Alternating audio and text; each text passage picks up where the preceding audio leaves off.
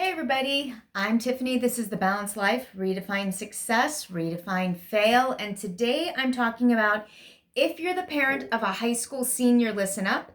Three things I recommend after launching 6 young ladies into adulthood. I had 6 kids graduate and move out on their own during the span of 5 years. And here are a few things that I have learned that I want to share with you.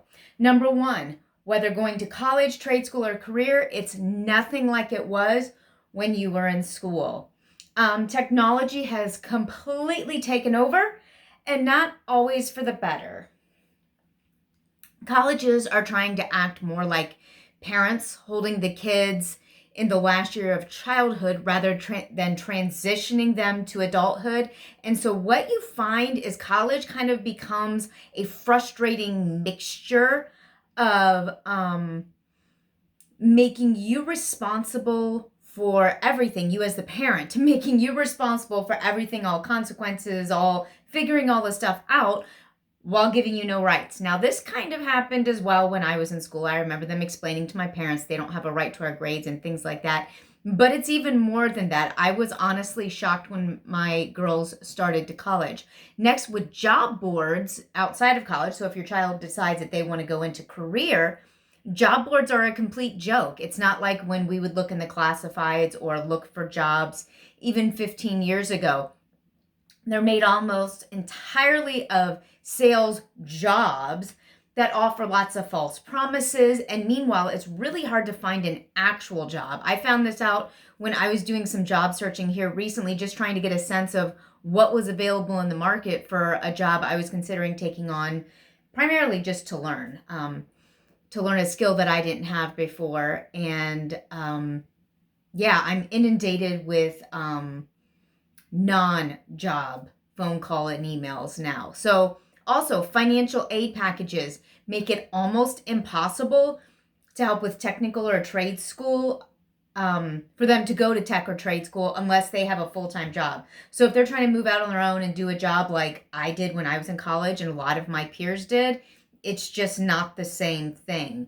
So don't assume that you will have the support and information that you need at any time from anyone. Start right now in the fall to make plans and get answers and find out what your resources are. Even like study centers, they'll let you know that there's all these great tutorings and this and that.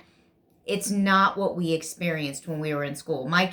Two of my kids actually went to the same college that I graduated from, and the words don't mean what you think they mean anymore. When they say it's a writing center, it's not the writing center that helped you work through the process of doing your paper. It's a very different world. So find out what it actually is and don't assume it is what it was. Number two, have your kids do career exploration and let them know that it is okay to change their mind. I went in with a degree to get a degree in political science, international relations focus. And what I got was political science. And I focused on like legislative politics with a lot of international comparative politics legislative. So I didn't really change my plan. My husband went in and went to school for medicine, not to be a doctor, but when he started school, it was with the plan of advancing what he was doing. So he didn't really change. However, our kids did. So discuss what they like about certain career or education paths and do what you can to have them talk to people who actually have that job.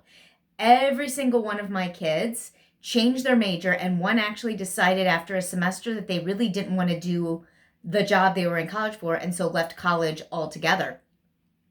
She found herself a job that she enjoys, and so she's doing that now.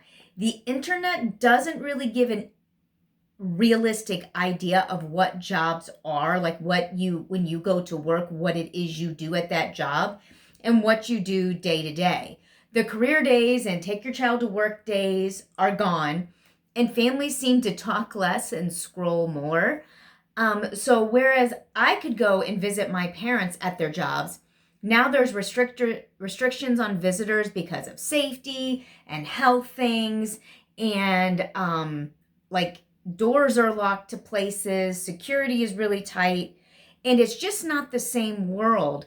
that I experienced, and even that kids that I mentored when my kids were little and I knew teenagers getting ready to graduate high school. It's not the same thing.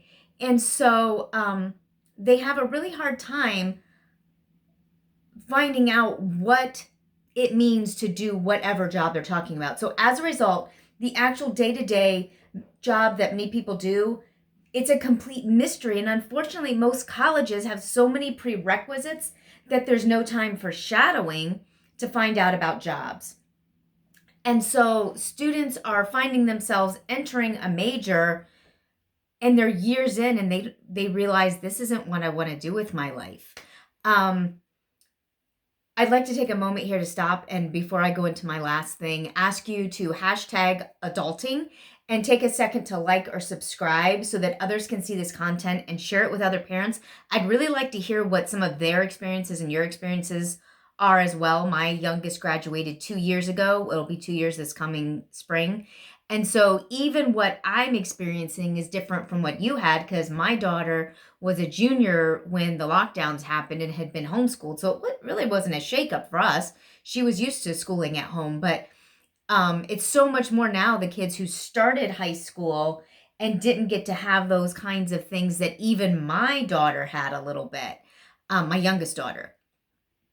So if you can share that in the comments, that would be great. And share this in other groups so we can get feedback from other parents.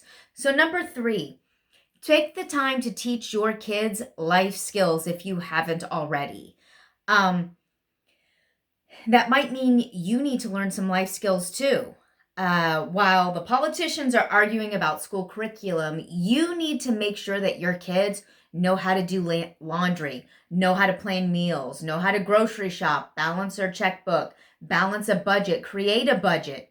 Share with them the dangers of payday loans and credit cards.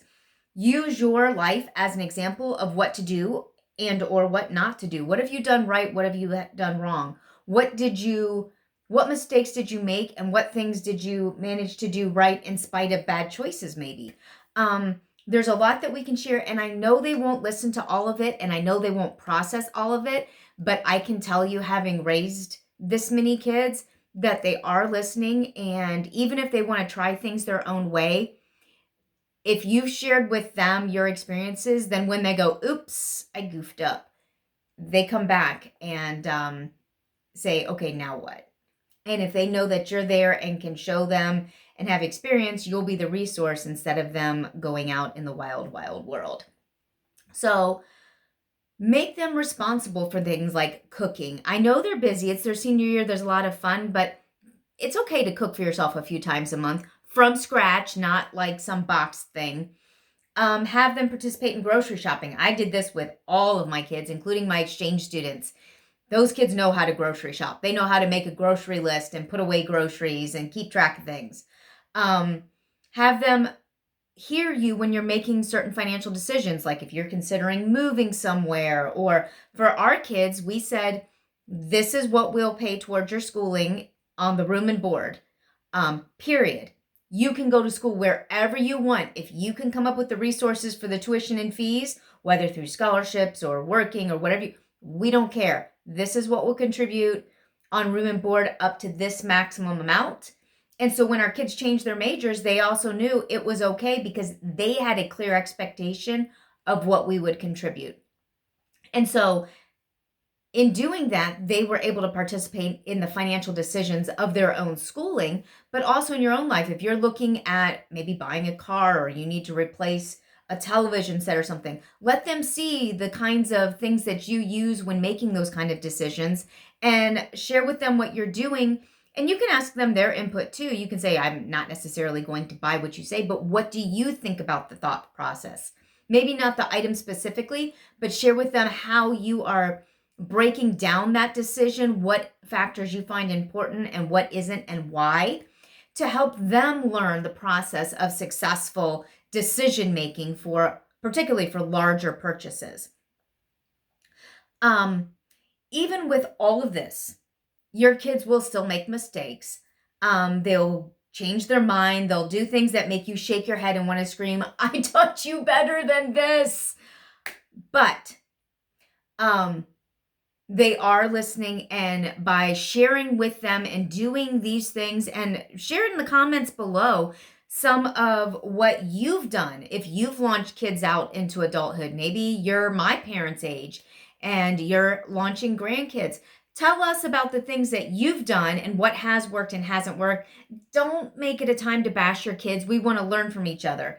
But are these tips helpful? Are these things that you've thought of already? Are these things that you're thinking, ooh, maybe I should try that? And what tips can you share with us? Let us know in the comments below and hashtag adulting. And I will see you in the next video. Like and subscribe and share with your friends. Thanks. Bye.